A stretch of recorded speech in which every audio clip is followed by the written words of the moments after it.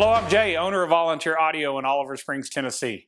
I'm making a video on this 2014 Streetglide. Belongs to a guy named Chris. It's got a few issues he's wanting me to work out, along with upgrading his radio from an aftermarket single-din radio to the new Soundstream Reserve HDHU14 It's got a front stage system from Sinister Sounds.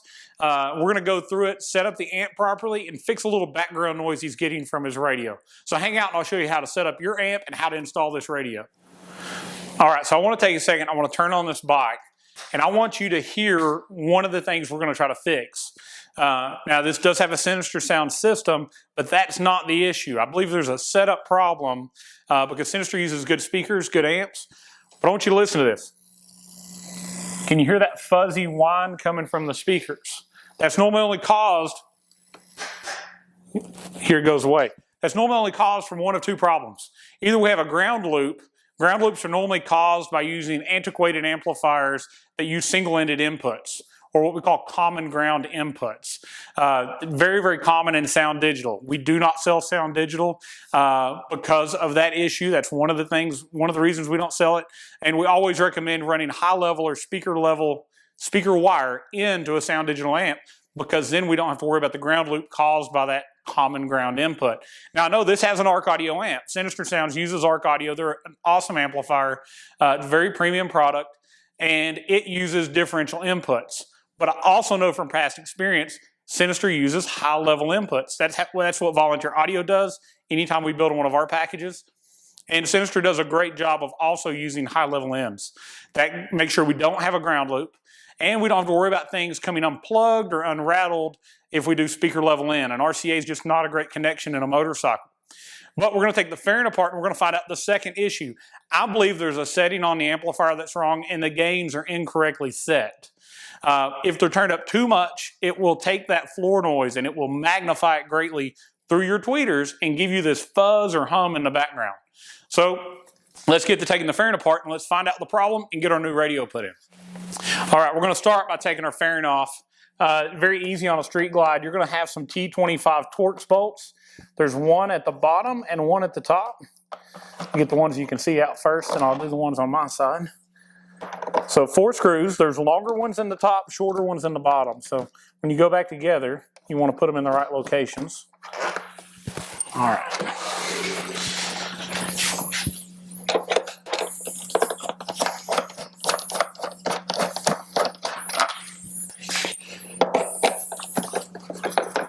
Now our windshield bolts are still in, so there's no risk of this fairing falling off. But we did remove those 4 bolts. Always do those first, then we'll go over to the other side. So come around and let's take the windshield one down. All right, so we're going to continue with the bolts on the front. So take your outer 2 ones out first. These are going to be shorter. They don't go all the way through the fairing. They just hold the outer fairing to the inner fairing and help secure the windshield. All right, your middle one is going to be quite a bit longer. I normally loosen it up and remove the windshield and then take the fairing off. If you leave it in place, it'll keep the fairing from wanting to slide off. All right, last we'll finish removing that center bolt. And we'll unplug our headlight. All right, so this is pretty much what I expected to see. In a Streetglide, you always mount your amp on top of your radio, so this is correct. And we do have high-level inputs, so they just tag the front speaker level out, and they run it into the amplifier. So our next step is we're going to go ahead and remove this upper vent. We're going to take the amp off of its plate and remove this upper plate so we can replace the radio. All right, so we've got a couple more. I think these are actually T27s, but I normally just use my T25 to do it. The 2 bolts that hold our vent in place, there's one on each side.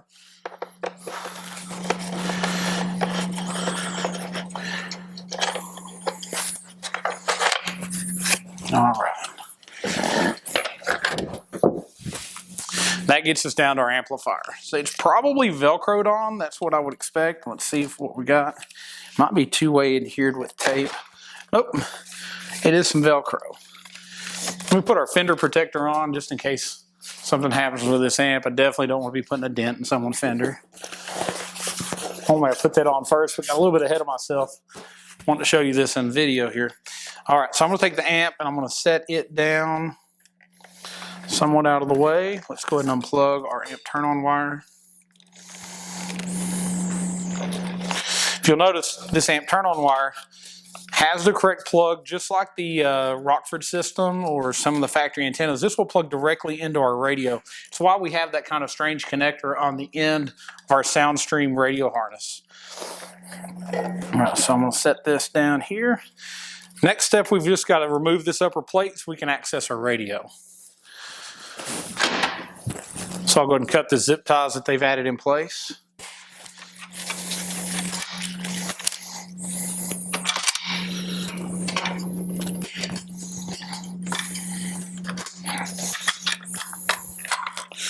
This had a Metra or Access interface in it. Not a huge fan of their interface. Metra makes a lot of great parts for Harleys, but we tend to have an issue getting them to properly program to the radio. And after they program in for thumb controls, if your battery goes dead, sometimes they forget their programming and your thumb controls no longer work. Not really a problem at all when it comes to our new Soundstream radio, because it uses a SCOSH module that is configured with hard data. There's no programming to it. So it's never going to forget what radio it's connected to and your thumb controls stop working.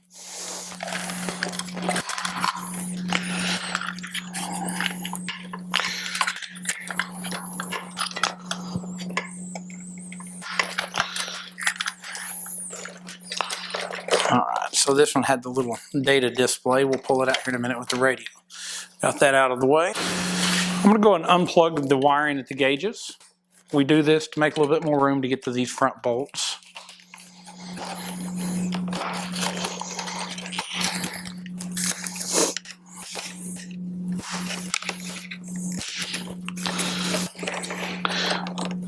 So back to this install. The customer told me he had this installed at a bike. I wouldn't call it a rally. It was an event at a local dealership.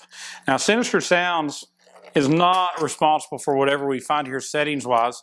As a company, they use a lot of independent dealers nationally. And, you know, depending on who puts it in, you know, we just did a video recently on a guy named Reggie's bike, and it was all very, very good quality Hertz components. But somebody just adjusted everything wrong and put it in incorrectly. I think we're going to find something similar to that on this noise, and I think we'll be able to easily fix it. But I don't want you to think we're talking down the product. I don't want anybody to think that, because they make good product. We've got a couple things here. The factory screws have been changed out for whatever reason. I think this is probably a Metra mount that is just self-tapping screws. I would like to see the original bolts here to thread back into our radio. We're also missing a couple of the Allen head bolts that hold this plate to the pod. Let me go ahead and take this bolt out. There's the other one's missing on this side. Sometimes, again, when you have something done off-site, when it's done at an event or at a dealership get-together, people kind of rush things. If they drop something, maybe they don't pick it up and put it back on. So we're gonna try to correct these things while we have it here. We may have to go source some bolts from a hardware store to put it all back in.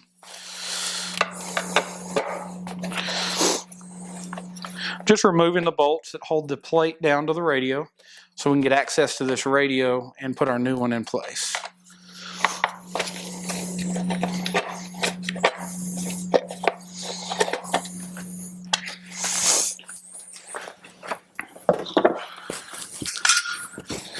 If these bolts were still in from the factory and this was a new install, you would need to get the correct Allen head to take out the side bolts. They are all extremely tight normally. But since this one had been done before, I had a pretty good idea from the missing bolt they wouldn't be real tight. And our Torx T25 went in and took them right out. But I think it is a 3/16 Allen head normally.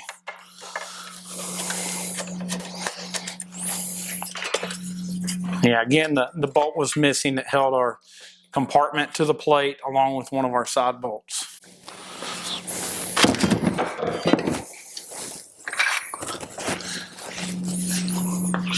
All right, so now I'm going to take, on a Streetglide, it's always easier, just go ahead and remove the speedometer and tach.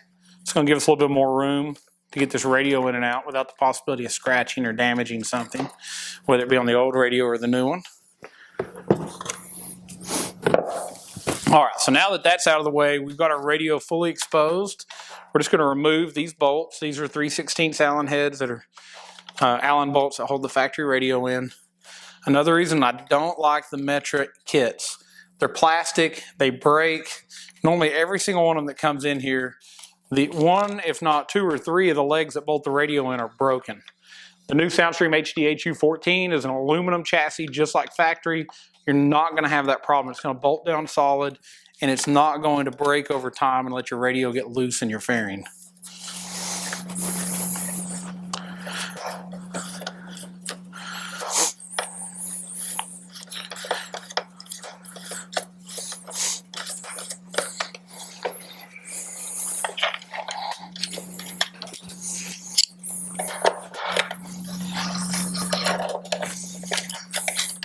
All right, so yes, 2 of the 4 mounts on the radio were broken just from vibration in the bike. If you buy the Scotch kit, it is metal and we don't have that problem, as well as this new radio being aluminum, it's not going to have the problem either. So there you have it, our JVC radio with our display. Get it out.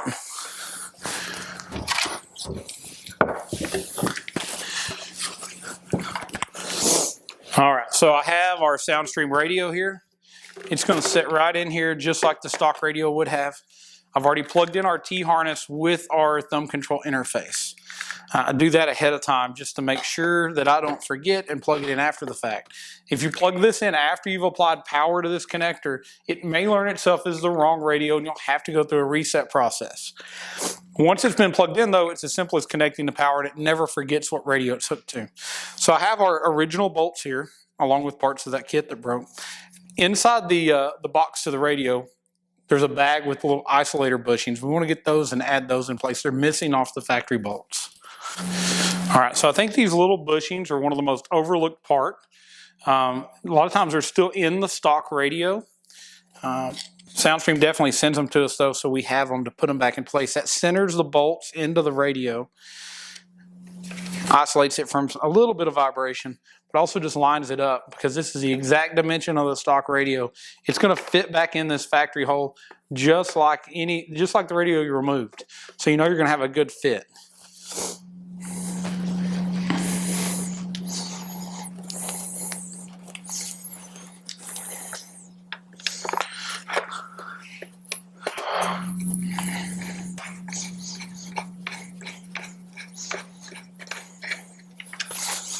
Now I want to start all the bolts before I tighten any of them up.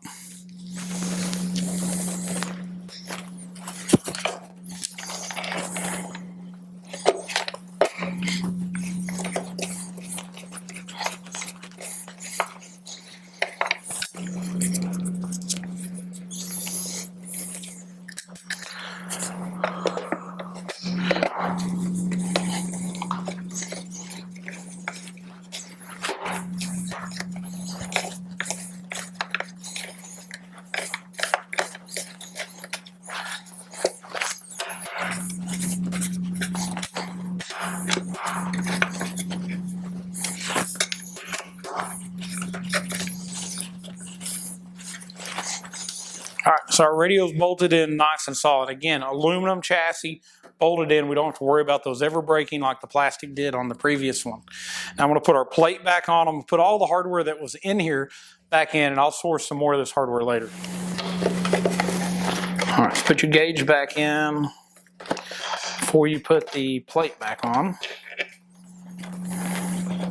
Get these chrome little bezels lined back up.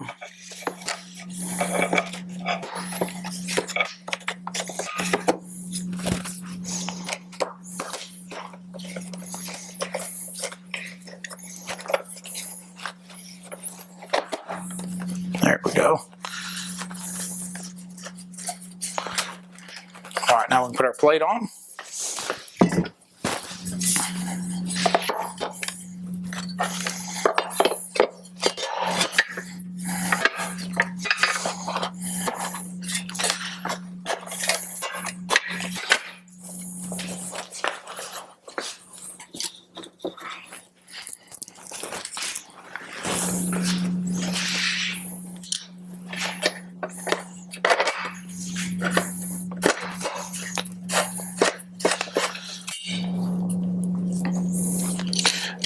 noticed. I don't want you to think these missing bolts are something that happens because Sinister did the install. They didn't do it.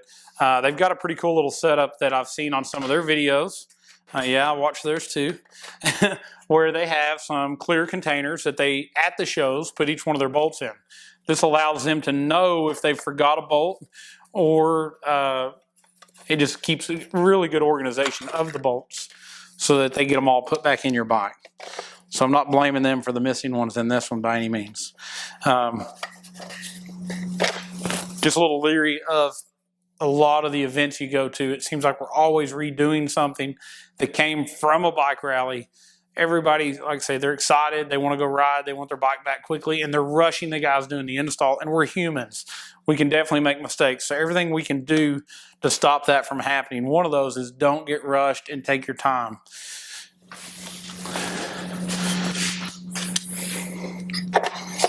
But I'm going to go ahead and get this together so we can finish our video. I know you don't want to wait on me to go get hardware. Once we get the video done, I'll lift the amp back up and put these bolts back in place where they need to go.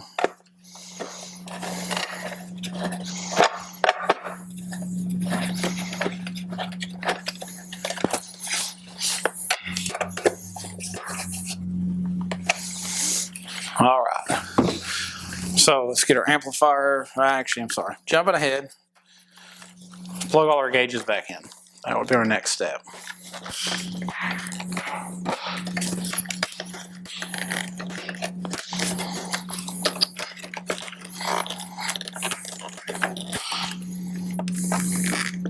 Such an easy radio to put in. If you can take the original one out, you can put this one in its place.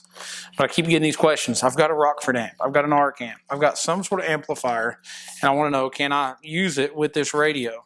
I've even had a couple of people lately say, hey, I heard there's some noise issues out of the amplifier. And I want to speak about that for a second because it's not true, or out of the radio. This particular radio is very, very clean. We've tested its outputs, and we've been very impressed with it. One thing we keep seeing though is a lot of people want to use sound digital amplifiers, and sound digital amps are using old antiquated technology called single-ended inputs or common ground inputs. The RCA sheathing, the outer grounds are tied together. When you tie those into this radio, which has differential inputs, it's going to give you a ground loop, and it's going to cause some weird noises. So we definitely recommend to use this harness. It comes with the radio. You're not paying for it. It has all the speaker wires exposed. And then you can do what's called high-level input.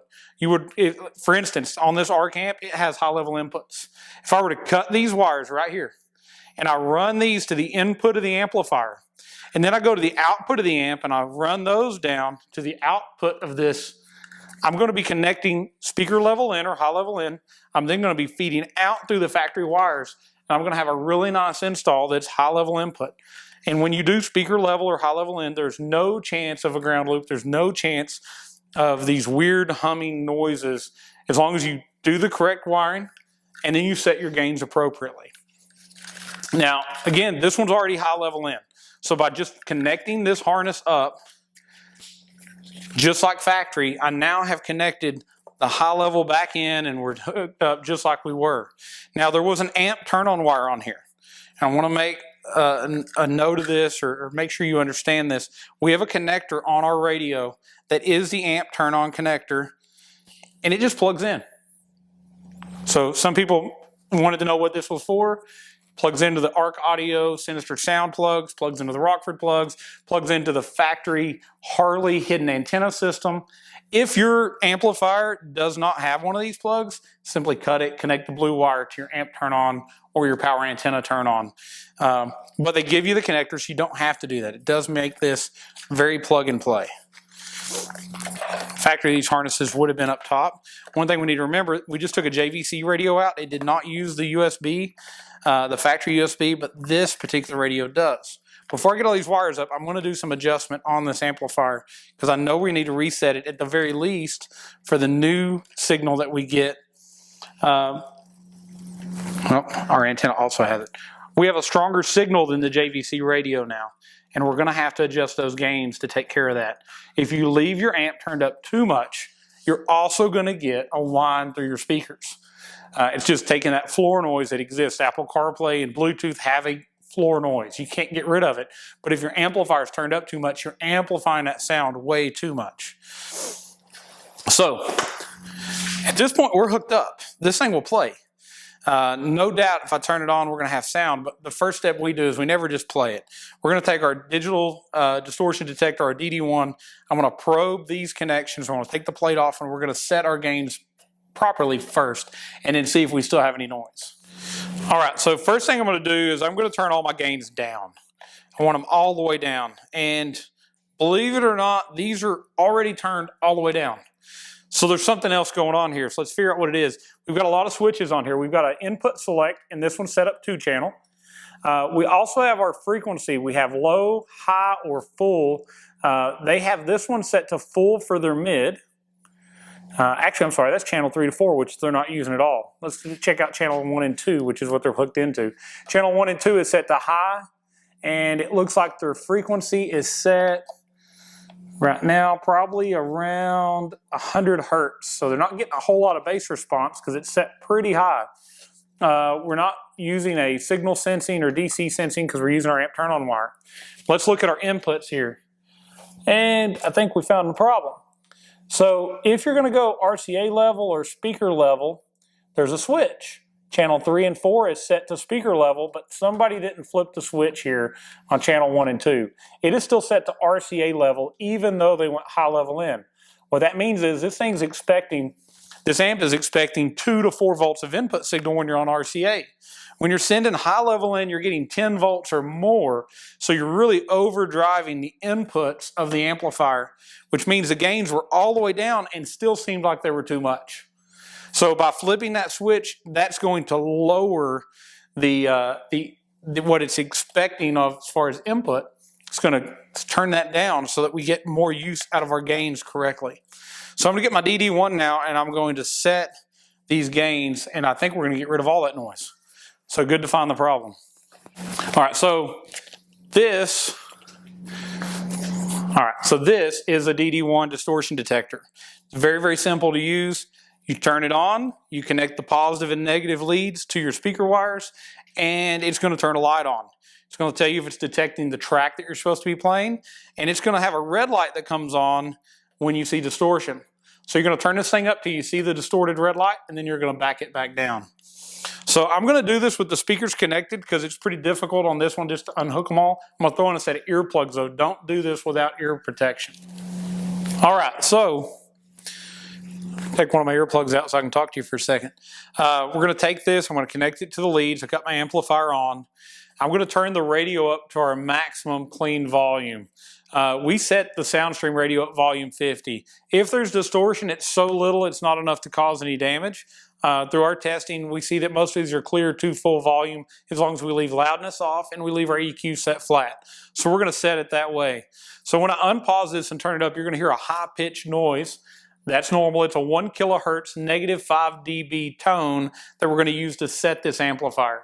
Now you can do this with the speakers not connected as well. This is only going to take a couple seconds, so we're going to let this thing play.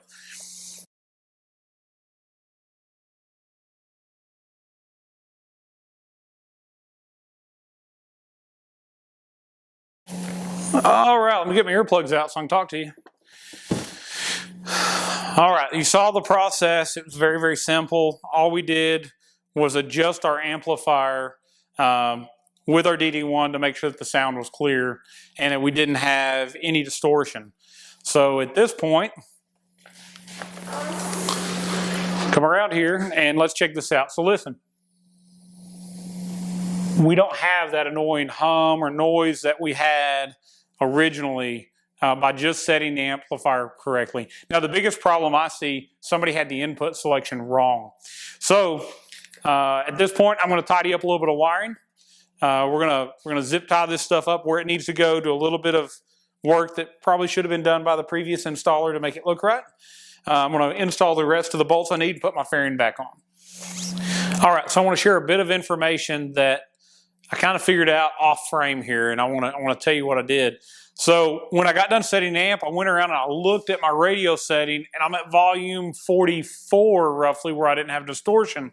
If I went any over that, my red light on my distortion meter came on, even with the amp gains all the way down. So I thought, well, maybe there's a setting wrong in the radio. I checked my EQ, it's flat, loudness is off. So I disconnect the amp again. And I went to, what I normally do is I just pull right from the front speaker connector. So it's very easy, I've got a harness for it. So I plugged in the front speaker connector into my meter, and I turned it all the way up to full volume 50, no distortion. Nothing on my meter at all. So I thought, well, maybe somebody ran this for a long time, feeding high level in, selecting it on low level. Maybe it's damaged the input of the amp. It can do that. It definitely could do that. And I know Arc makes a quality product, so I'm thinking there might be something damaged due to this faulty installation. So I moved to channel 3 and 4, tested 3 and 4, same result, about volume 43, 44 on the radio, it's distorting. So here's what I've come to the conclusion of.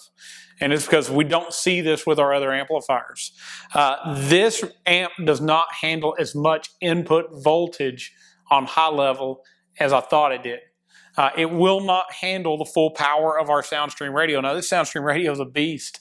It does right at 50 watts RMS power per channel, where the JVC that was in it does about 15. So we're over 3 times the amount of power out of this radio at 4 ohm. It does near 75 watts a channel at 2 ohm. It's got a 300 watt amp in the radio. So because of that, it seems like the Arc Audio amp won't take that much power. So here's the solution. I reset the gains, and I reset them with the radio at volume 40. We're clean at volume 40 on the radio, out of the amplifier, and it gave me the ability to adjust the gains to where it's perfect. I didn't want to leave it in a position that the gains were all the way down and we just didn't go past a certain volume. So I will tell the customer, as long as he's using this amplifier with this radio, he needs to stay at volume 40 or under, and that was with a negative 5 dB track.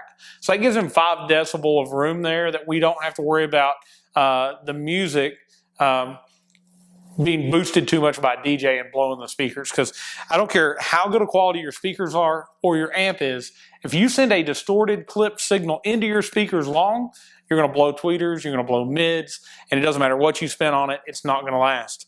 But we want to make sure this customer gets as much time as possible. We want Chris to be happy.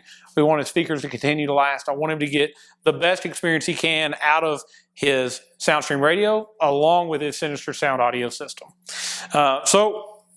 Sorry, I just told you a minute ago I was going to wrap everything up. We're going to put the fairing on. I wanted to take a minute and tell you, if you have an Arc Audio Moto 720, and I documented the settings. So we're going to show this picture in the video. You're probably seeing it now, that on volume 40 on the radio with loudness off and EQ flat, this is exactly where you need to set your amplifier and set your gains, so you don't have to rent a DD1 to do this, to make sure that you don't blow your speakers. So if you set it like this and don't go by volume 40, you'll be set perfect. All right, so now I'm going to zip tie everything up, clean it up, and button this thing up.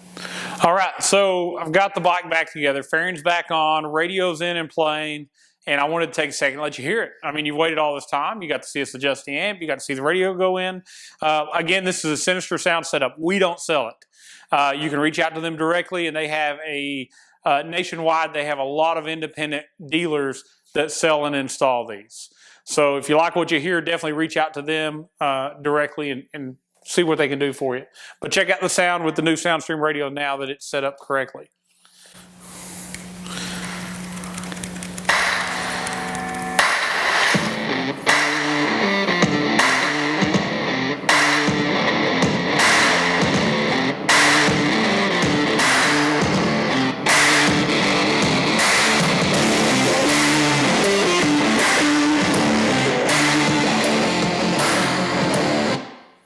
All right, so let's pause it so I can talk to you again. It's loud, it's clear, sounds great. I'm sure Chris is going to be really happy with this bike.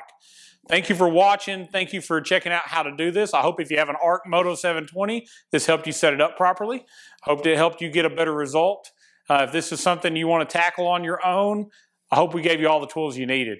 If this is beyond what you want to do, definitely reach out to me. It's Volunteer Audio. You can get us at volunteeraudio.com. You can call us at 1-844-30-AUDIO, or you can send us an email. You can do sales@volaudio.com, or also you can go directly to me. It's j@volaudio.com. Tell your friends about us. Like this video, please share it and subscribe to our channel. The more you watch, the more you subscribe, the more it encourages us to make more videos, hopefully build good content, things that you're gonna enjoy and you're gonna like. And I want to give you the tools to work on your own Harley. But again, if it's outside of your wheelhouse, definitely reach out to me. I'd love to do the install for you and get to meet you. Thank you for watching. God bless.